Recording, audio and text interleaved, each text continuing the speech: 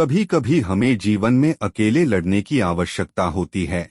यह कहानी एक ऐसे लड़के की है जो अपने लक्ष्य की ओर आगे बढ़ने के लिए अपनी अकेलापन को एक सुनहरा अवसर बनाता है। एक समय की बात है, एक छोटे से गांव में एक लड़का रहता था। वह बहुत सपने देखता था और अपने लक्ष्यों की प्राप्ति के लिए प्रयास करने का निरंतर जुनून रखता था, परंतु उसके पास न कोई साथी था, न कोई गाइड करने वाला। उसके परिवार में भी उसकी सपनों को समझने वाला कोई नहीं था।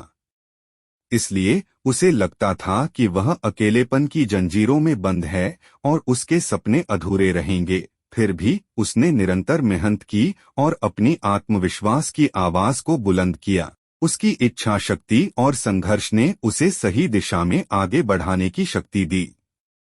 एक दिन उसे अपने गांव के बाहर एक पुस्तकालय का पता चला। वह आश्चर्यचकित हुआ, क्योंकि उसे पहले कभी ऐसी जगह नजर नहीं आई थी। धीरे धीरे उसने उस पुस्तकालय के दरवाजे पर कदम रखा। वहां जाकर उसने देखा कि लोग पुस्तकों के बीच खोए रहते हैं और वहां की शांतिपूर्णता और ज्ञान के वातावरण ने उसे संतुष्ट कर दिया।